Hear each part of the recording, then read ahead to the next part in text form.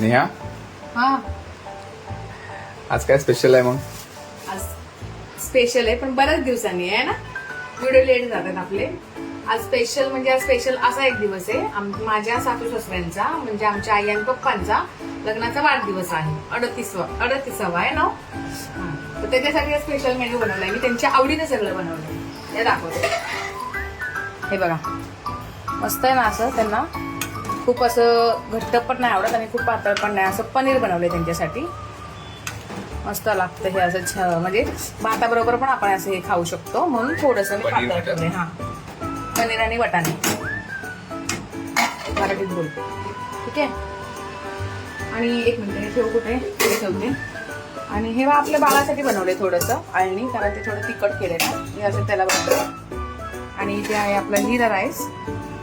आज डाळ वगैरे काय नाही. आज जिरा राईस आणि हा त्यांचे आवडीचे 2 पदार्थ आहे म्हणून दोन्ही बनवले. हे बघा आमरस गुलाबजामुन. आमरस त्यांना फार आवडतं म्हणून त्यांच्यासाठी खास आमरसचा पीस.